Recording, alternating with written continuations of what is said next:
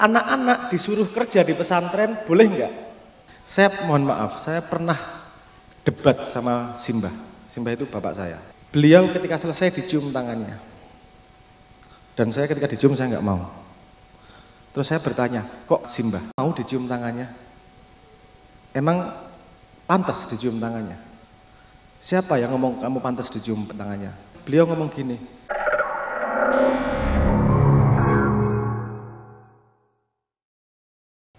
Terima kasih. Assalamualaikum warahmatullahi wabarakatuh. Mungkin perkenalan terlebih dahulu ya. Nama saya Hanafi. Saya langsung ingin bertanya. Jadi di awal kita telah belajar bersyukur, dimulai dengan Mas Abrang tadi menyampaikan bahwa hujan itu adalah di luar kendali kita, sehingga penyikapan kita yang harus kita kendalikan gitu. Pada tanggal 25 Agustus kemarin sampai akhir Agustus itu telah terjadi kekacauan di negara Indonesia ini. Kemudian hari kemarin Trans 7 dengan Santri Lirboyo telah mengalami kekacauan gitu. Sehingga ketika kita memposisikannya pada luar kendali kita, apakah kita harus bersyukur atau kita harus bagaimana gitu? Mungkin itu saja, terima kasih. Assalamualaikum warahmatullahi wabarakatuh. Nama aja, nama Muhammad Yusuf. Mungkin yang saya tanyakan ini sekedar agak mencolot dari rasa syukur. Itu tentang, ya menyambung dari pertanyaan Mas tadi tentang apa ya, feudalisme di yang rame, ya batas feudalisme yang tidak apa ya, yang benar-benar tidak diperbolehkan itu seperti apa? Karena realita di masyarakat dimanapun itu kan ya Batas apa Mas tadi? Feudalisme itu. Itu kan yang sekarang marak, dan mungkin nanti bisa diterangkan kepada masyarakat agar kita tahu. Dan ini juga sebagai bentuk perhatian atau prihatin kita yang dari medsos itu luar biasa, dia tidak mengenal apapun ketika mengkritik sesuatu yang amat bermanfaat bagi dia. Yang kedua, tentang apa ya, analisa dari Gus Sabrat tentang sekarang masa depan itu kan sudah hampir gak karu-karuan, di mana-mana ada perang. Nah, ini analisa ke depannya itu seperti apa? Dan itu dari analisa tersebut mungkin bisa dilarikan, akhirnya kita bersyukur hidup di Nusantara Indonesia. Itu terima kasih atas waktunya. Matur suwun Mas. Oke, saya akan mencoba merespon pertama tadi tentang keributan ya. Di luar kendali. Mas, ibu-ibu, bapak-bapak, kenapa kalau sholat itu katanya dihitung pertama kali? Karena modalnya semua manusia sama. Jenengan satu hari berapa jam? 24 jam. Yang kaya berapa jam? 24 jam. Yang miskin berapa jam? 24 jam. Yang laki-laki, perempuan, yang di kota, yang di desa, semua modalnya sama. 24 jam. Artinya ada waktu yang terbatas yang kita alami. Nomor 2, ada energi yang terbatas kita miliki, betul enggak? Semua orang butuh tidur. Kenapa saya ngomong ini? Ini modal untuk jawab jenengan ini. Pahami bahwa manusia itu punya modal terbatas terhadap waktu sama energi. Karena waktu kita terbatas, karena sumber daya kita terbatas, mari arahkan sumber daya itu untuk hal-hal yang penting buat kamu. Ini kalau nggak ada sosial media atau TV, kamu nggak akan mikir yang di Jakarta, betul nggak? Di sekitarmu masih ada masalah nggak kira-kira? Masih ada? Urusan pekerjaan, urusan orang tua, urusan resik-resik omah dan seterusnya. Oke, gimana? Seperti orang-orang yang berada di daerah-daerah pelosok, misalnya seperti saya ini, ketika terjadi kekacauan di negara, kita harus diam saja dan mengalihkan energi kita untuk yang lain. Saya nggak ngomong diam, saya belum selesai, nggak diam saja, tapi bijaksana memanfaatkan waktu, memanfaatkan energi dan waktu. Ada 3 lingkar. Lingkar gini, contoh, pakai analogi motor. Jenengan pernah naik motor? Motor itu ada 3 kemungkinan. Anda nyetir motornya, artinya bisa belokin ke kanan kiri. Anda jadi penumpang, Artinya nggak bisa belokin, cuman bisa bisikin, belok kanan, awas gitu ya. Tapi nggak bisa belokin bener-bener. Yang nomor 3, orang di motor yang lain. Anda bisa ngapain?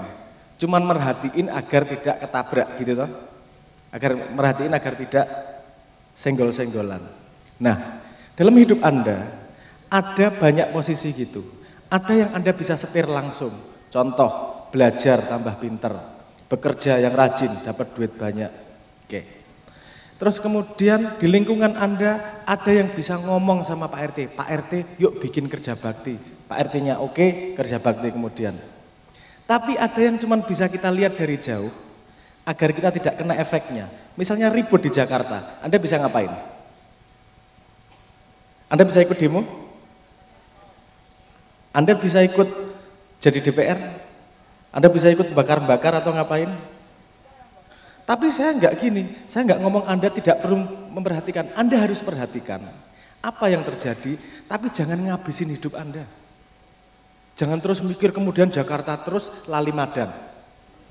Mikir Jakarta terus khawatir otaknya lali nyambut gawe. Lali mancing. Wah, penting mancing membahagiakan diri. Paham ya? Jadi Jakarta harus diperhatikan, keributan-keributan dunia dan segala macam diperhatikan, tapi jangan sampai membebani hidup jenengan. Cuman perlu diperhatikan bahwa, oh ada kayak gitu, saya jangan sampai kena efek negatifnya. Tapi jangan dipikir terlalu dalam, jangan sampai jadi bahan ngelamun. Enggak usah, ya itu tadi enggak usah baper. Ada yang jauh lebih penting yang bisa langsung Anda lakukan. Itu energi nomor 1, itu untuk yang langsung bisa Anda lakukan. Paham ya? Ada 3 lingkaran itu tadi.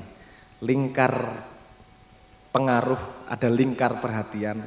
Perlu diperhatikan aja. Lingkar pengaruh bisa dipengaruhi, lingkar kendali, sesuatu yang bisa Anda kendalikan. Ada 3 lingkar itu, energinya jangan tertukar. Ini ribut di keluarga, di kampung, itu biasanya salah ukur itu. Ada loh yang keluarga cerai karena pilihan presidennya beda. Sing siji milih nomor 1, sing siji milih nomor 3. Wah, bar kuwi ora setuju nang keluarga njuk cerai. Kenapa? Lucu iki, aneh ini. Masa lebih penting presiden daripada keluarga? Betul enggak? Biyen rabine piye kuwi?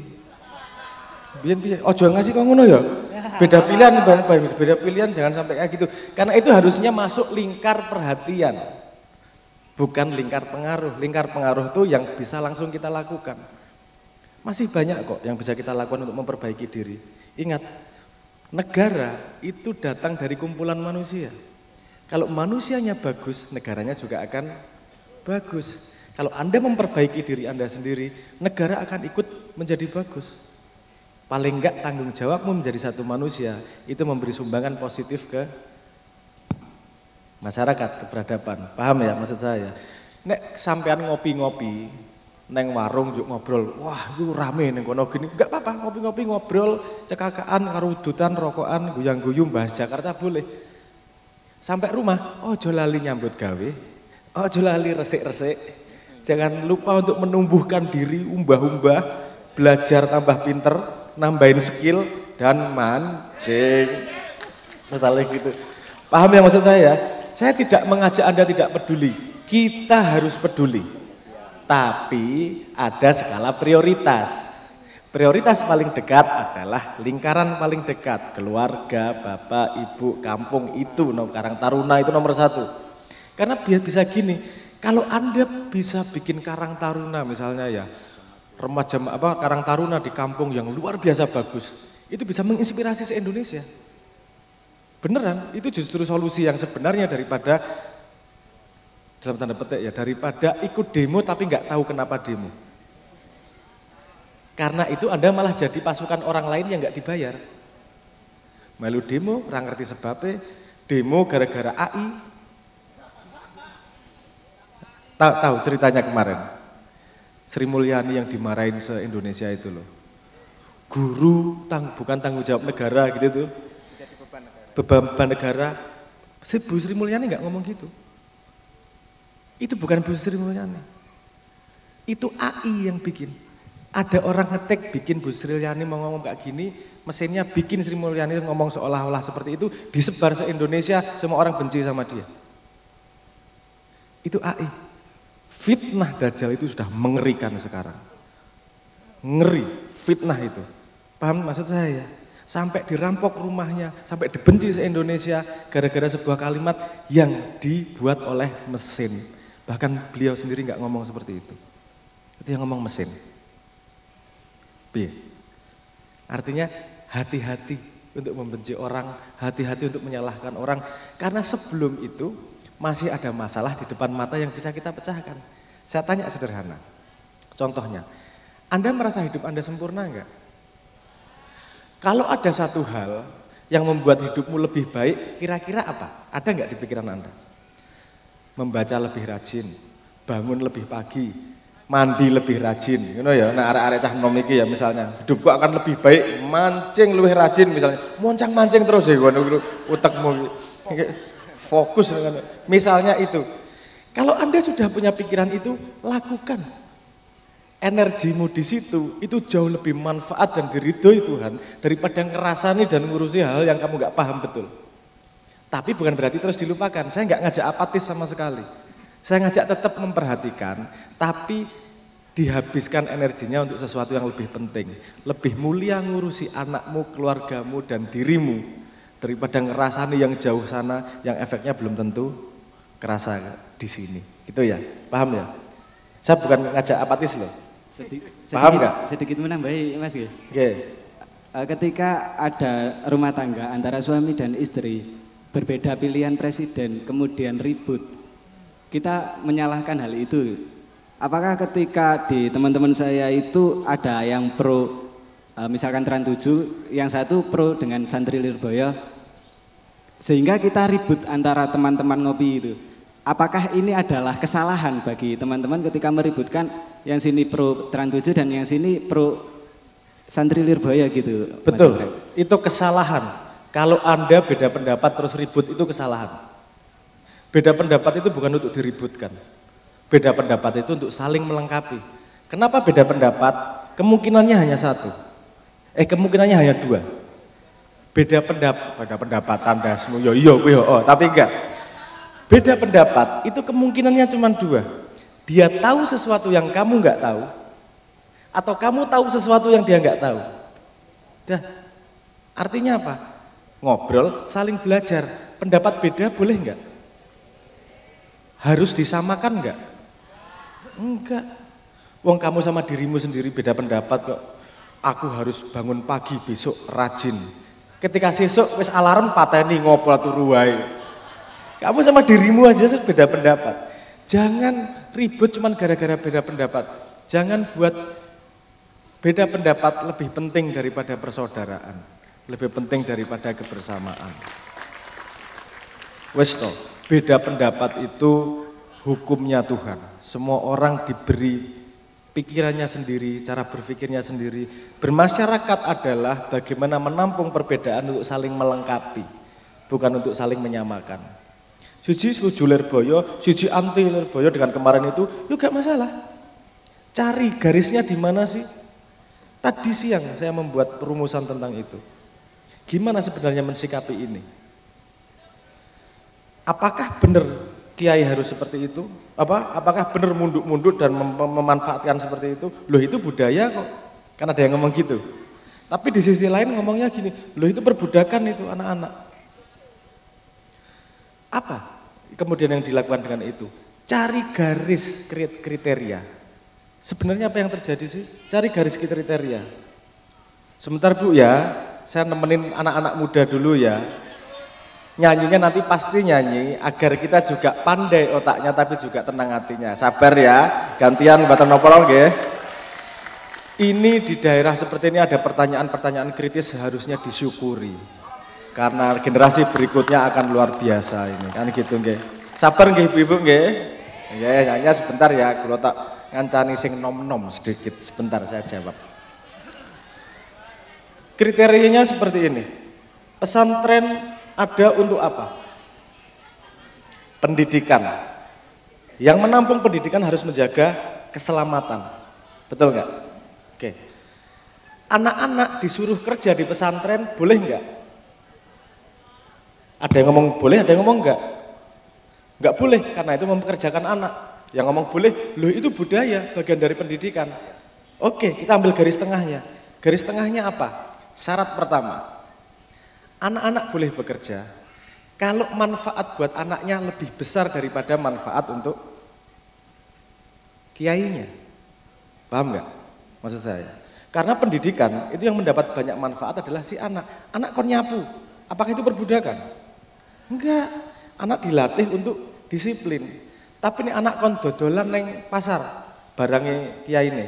Salah atau benar? Salah, karena yang mendapat keuntungan sih kiai. Kalau manfaatnya lebih besar buat anaknya, oke dilakukan. Nomor 2, pakai syarat reversibilitas. Kamu nyuruh anaknya, santrinya, kamu nyuruh cucumu sendiri atau enggak? Kalau cucu kiai melakukan hal yang sama santrinya, artinya itu enggak apa-apa. Karena enggak mungkin itu kiainya menjerumuskan cucunya. Artinya disuruh ngapain, cucunya juga dilakukan kok. Disuruh itu kok. Itu artinya adil, enggak masalah. Oke. Nomor 3, ketika dia dipekerjakan untuk melakukan sesuatu, itu untuk kepentingan bersama atau kepentingan pribadi seseorang.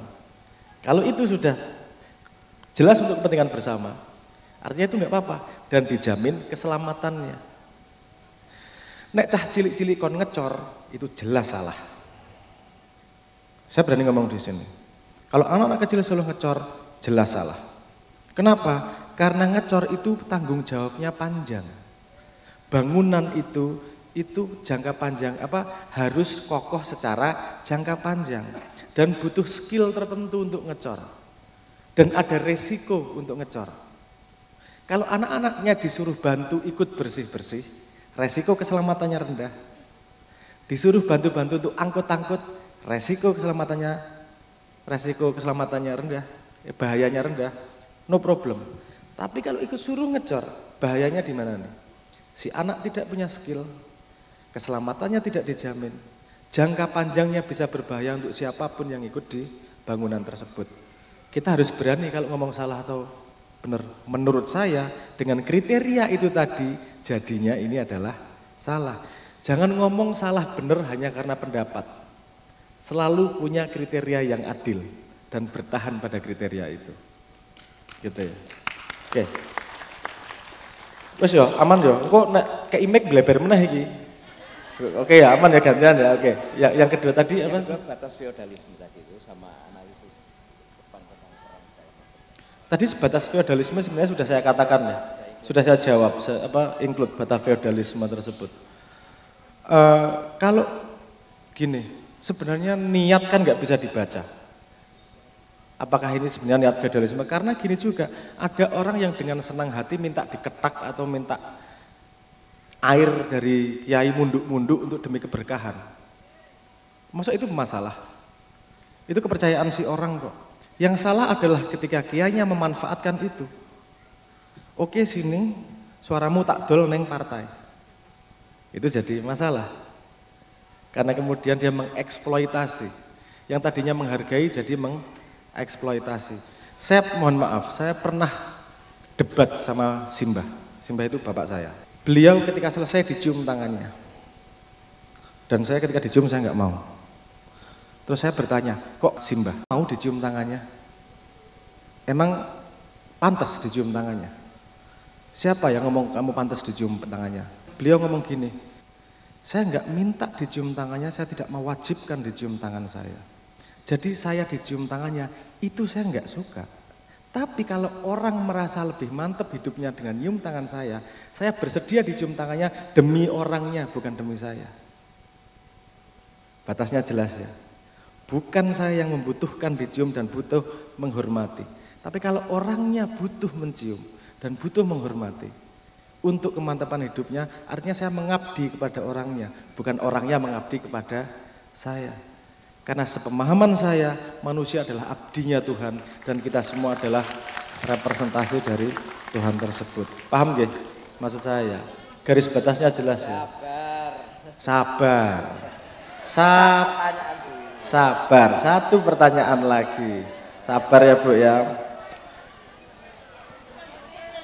Seharusnya yang umurnya lebih dewasa itu lebih paham sabar. Kenapa penting sabar? Itu bukan menahan diri agar agar sabar. Pentingnya sabar itu mengabdi kepada generasi muda untuk bisa memberi contoh terbaik dalam hidupnya. Ngaten nggih? Saya kan sudah berjanji mesti nyanyi. Mesti nyanyi, tapi sabar. Satu-satu nggih, mboten napa-napa nggih. Itu yang namanya hidup berbagi. Mosok nyanyi sambil jawab kan ya angel loh. Mau saya bersedia kok, tenang, saya berjanji kok. Saya nggak kayak politisi, kalau berjanji pasti saya lakukan. Pun nggih, urusan feodalisme. Apa maksudnya yang belum jelasnya? Cek untuk contoh agar kita di masyarakat kan banyak yang tidak tahu, apalagi orang yang di atas kita. Itu mereka dengan mudahnya menyebut orang-orang di pesantren itu feodalisme. Itu yang menjadi istilahnya kayak kalau saya nggak terima itu. Padahal itu kan seperti yang Jenengan sampaikan tadi. Jadi di situ ada butuh data pembanding bagaimana feodalisme yang benar-benar itu tidak diperbolehkan sehingga masyarakat ini tahu. Gini, ada salahnya, ada benernya pendapat jenengan itu. Saya mencoba di tengah nih. Gini, Anda paham, Anda kesel sama ngomongan kayak gitu karena dia tidak paham. Artinya Anda yang tahu detail, dia tidak tahu detail. Artinya dalam sudut pandang ilmu, dia bodoh, kamu pandai. Untuk urusan pesantren. Dan itu kebiasaan pesantren. Untuk orang bodoh itu dibenci atau diajari? Diajari, bukan dibenci. Artinya bantu dia paham bagaimana yang terjadi di pesantren. Dan jangan merasa pesantren pasti benar, mohon maaf. Ada nggak kemungkinan pesantren salah? Ada. Mari kita perlu mendengarkan dia. Jangan-jangan ada yang dia tahu dan kita tidak tahu. Jangan-jangan, mohon maaf, kalau Anda sudah merasa pasti benar kamu yang salah, udah ujub itu, udah sombong itu. Siapa tahu ada loh sudut pandang dia yang benar. Oh, makanya tadi perlu pembahasan yang detail untuk ngomong gitu. Sehingga usulan saya adalah membuat kriteria yang kemudian dirilis sama pesantren untuk orang-orang yang nggak paham. Kriteria jelas, kamu setuju kriteria, pesantren setuju kriteria, itu tadi kriterianya, keselamatan, pendidikan dan seterusnya diomongkan kepada mereka. Nih kriterianya, sehingga kita tetap bisa gotong royong, tetap bisa menjalankan tradisi tanpa harus menjadi feodal dan tanpa menjadi eksploitatif. Kenapa bisa terjadi seperti itu? Karena kriterianya yang diikuti seperti ini. Paham maksudnya? Jangan pernah gini, kalau Anda ribut pendapat, beda pendapat, itu tidak akan selesai. Kalau tidak ada orang ketiga, kalau tidak ada garis meteran. Saya tanya gini, kira-kira dari panggung ke bawah berapa meter tingginya? Hah? Berapa? 1,5 meter. Ada yang punya pendapat lain? Ada yang ngomong 1 meter, 1,5 meter. Ini beda pendapat nih. Wah, ribut ini. Mana yang benar? Yang benar adalah cari meteran. Bener gak? Diukur. Nah itu yang benar. Paham maksud saya? Ketika ada dua orang ribut, nggak akan selesai. Cari pihak ketiga yang adil, yang saya tadi katakan kriteria itu tadi, untuk bisa kita setujui bersama. Dua-duanya setuju. Kalau meteran lebih akurat, setuju atau tidak? Setuju, kita pakai. Artinya cari titik ketiga yang kedua-duanya setuju, terus kemudian dipakai untuk mengukur benar atau salah. Kalau tidak gitu, akan beda pendapat, nggak akan selesai. Wes, yakin bakal selesai. Tanpa ada titik tolak ukur ketiga itu. Ngoten nggih? Ya paham ya.